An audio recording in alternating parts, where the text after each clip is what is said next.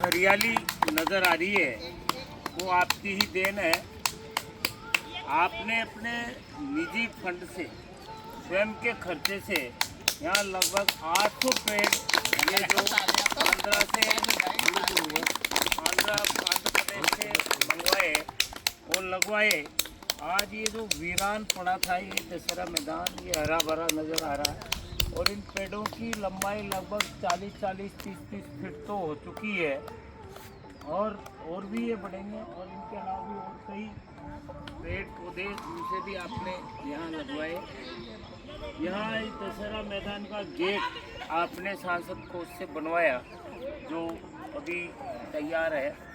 तो मेरा निवेदन है कि आप इसी तरह समय समय पर यहाँ पधारते रहें और यहाँ इस दशहरा मैदान को संभालते रहे, सवाई माधोपुर को संभालते रहे क्योंकि और हम इस योग समिति को भी संभालते रहे। आपसे लोगों को कई उम्मीदें हैं, कई आशाएं हैं। ये जो रेलवे का ओवरब्रिज बन रहा है वो आप ही के कार्यकाल में उस समय स्वीकृत हुआ था और अब लगभग बनकर अब ज़्यादा तैयार हो रहा है। आपने कई मांगे लोकसभा में किसानों के हित की भी उठाई थी, वो भी अब राज्य सरकार केंद्र सरकार ने लागू की है। पहले अपना ये रणथंभौर जोन है, यहाँ इससे टाइगर प्रोजेक्ट से कई सटे गाँव वहाँ टाइगर किसी भी आम आदमी को कोई अटैक कर देता था, उससे टाइगर के अटैक से उसकी मृत्यु हो जाती थी तो 2 लाख रुपए मिलते थे। आपने लोकसभा में उस प्रश्न को उठाया 10 लाख रुपए उसका मुआवजा करवाया, वो 10 मिलने लगे।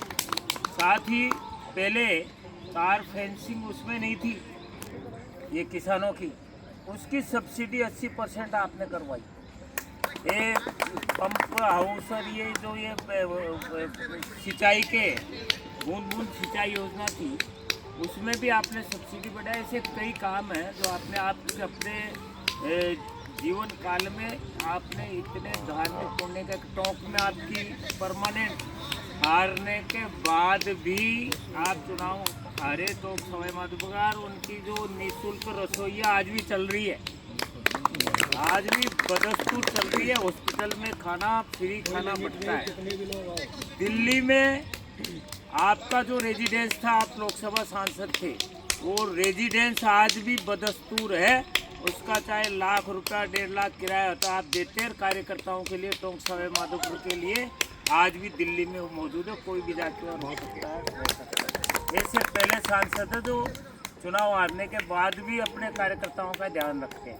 गौ सेवा के क्षेत्र में आपने इतना काम किया है। अभी आप पिछली बार आपका जन्मदिन था, सब गौशालाओं को 51,000 रुपये दिए और मेटाडोर के ट्रक भर भर के कंबल और रजाइयाँ बांटी थी टोंक में। हमारे यहाँ भी कई बार बांट गए हैं। और एक अपने यहाँ पुष्कला गांव में जो गौशाला है राधा गोविंद गौशाला, उसमें भी आपका बहुत बड़ा योगदान रहा है और उस गौशाला को बचाने में भी आपका बहुत बड़ा योगदान है।